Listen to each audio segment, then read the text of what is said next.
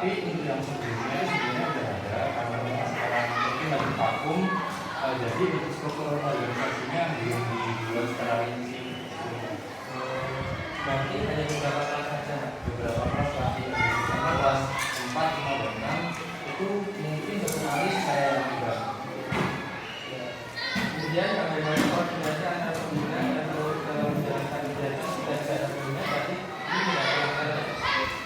Sebenarnya ketika ada pembina waktu itu diambil dari luar Kak. Jadi waktu itu kan ada pembina baru, jadi kita dari dulu itu membantu pembinanya. Namun ketika pembinanya sudah tidak ada, ya mungkin sesekali memperkenalkan anak-anak pramuka supaya tidak tahu sama sekali, ya kita saling membantu aja antara satu dengan yang lain. Apakah ada pembagian tugas khusus antara pengurus kita dan musik? Nah, itu sebelumnya apakah ada salah tugasnya Pak Iman Hujan atau tidak? Ada, kalau dulu itu untuk putra ada saya, ada Mas Panji, ada Pak Yanto, dan untuk putri ada Bu Septina, ada Bu Eka, sama satu lagi Eka Kasih. Yang itu untuk pembagian tugasnya gimana? Itu waktu itu untuk saya itu di Lebih Penggalang.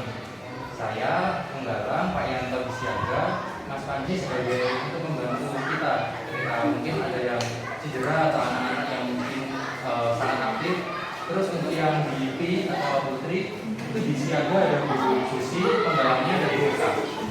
Untuk kelas siaga itu berapa?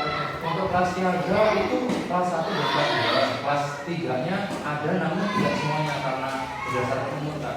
Tapi untuk yang Penggalang itu 4, 5, 6 ya pasti ikut ada. Dekat padahal enggak ini.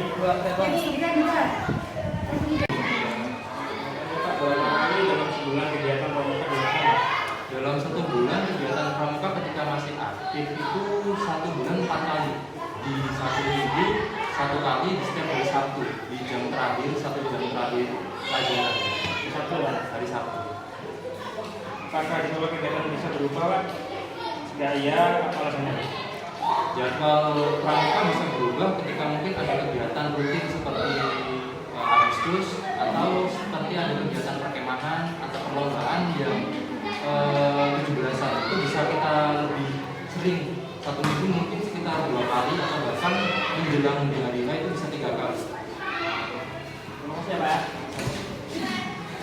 Untuk jenis kegiatan yang diadain di Pramuka SD 1 Wonorejo ini kegiatan rutin dan non rutinnya apa saja ya Pak? Untuk kegiatan rutinnya mungkin anak-anak yang siaga mungkin perkenalan terhadap pramuka atau mungkin perkenalan tentang teman satu sama lainnya. Untuk yang Penggalang mungkin udah ke tali kemali atau tongkat atau PBB atau yang lainnya. Jadi perkenalan dasar supaya anak-anak tidak awam atau pramuka. Untuk menentukan tema atau jenis kegiatan ketika melaksanakan kegiatan pramuka tiap minggunya itu biasanya diadakan diskusi terlebih dahulu dengan pembina-pembina lainnya atau emang langsung saja gitu Pak? Kalau untuk kegiatan itu biasanya kita patokannya SKU Pak.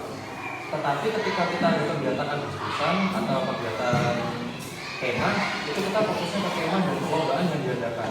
Tapi untuk kegiatan rutinnya ketika kita tidak diadakan perlombaan, mungkin patokannya di SKU, mungkin SKU yang pertama sudah selesai, kita lanjut ke SKU yang kedua dan seterusnya. Terus ya Pak? Untuk sarana dan prasarana di Pramuka SD 1 Untuk sarana dan prasarana mungkin lebih kurangnya itu tenda ada. Untuk tempat-tempat mungkin kita persiapkan dengan anak-anak. Setiap kali tempatnya rusak mungkin kita perbarui dengan anak-anak juga yang mencarinya. Untuk tali temali juga insya Allah ada. Untuk perlengkapan tenda seperti besi-besi tenda itu lengkap semuanya, matras juga ada. Mungkin yang tidak ada itu seperti perlengkapan masak yang lainnya. Maksud saya mungkin ada seperti kompor atau spatula, tetapi yang lainnya tidak terlalu lengkap karena mungkin kalau kita mau bicara tentang alat masak itu kan harus kompleks Kak. Jadi seperti gas yang kecil itu belum ada. Siapa yang bertanggung jawab atas penggunaan ini para Untuk yang bertanggung jawab terhadap alat-alat tersebut mungkin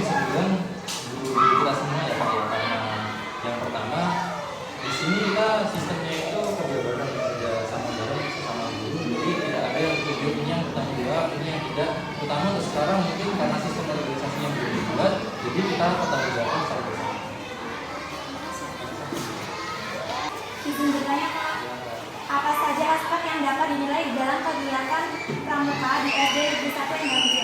Kalau aspek yang dinilai untuk anak-anak mungkin yang pertama aspek kedisiplinan anak-anak, bagaimana anak-anak mengikuti kegiatan pramukaan secara keseluruhan.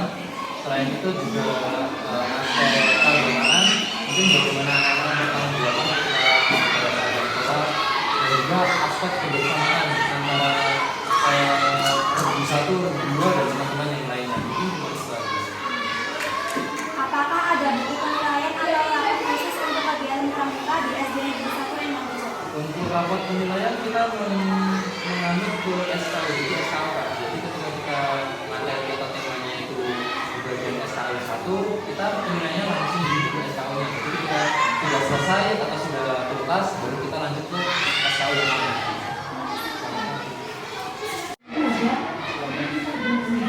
Untuk prestasi, itu apa saja yang pernah diraih dan bagaimana dampaknya bagi semangat anggota pramuka lain di SD Negeri 1 Endang Bejo?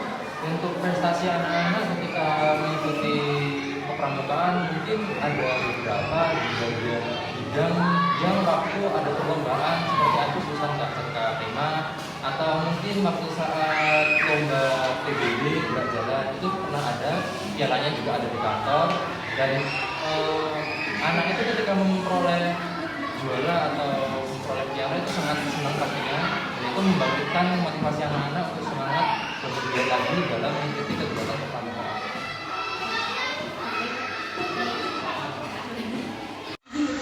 Untuk kendaraannya di SD 1 Endang Bejo ini apa aja sih Pak untuk pramuka? Untuk kendala itu mungkin ada dua aspek.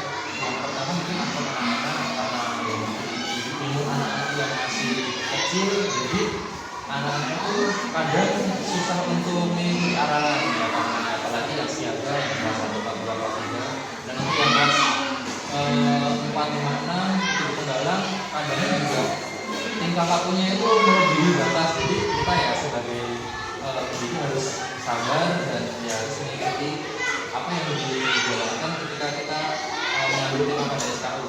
Dan untuk yang di bagian sekolah mungkin itu kekurangannya ada di alat-alat, ketika alat-alatnya kurang memadai mungkin kita juga mencari atau meminjam atau bahkan tidak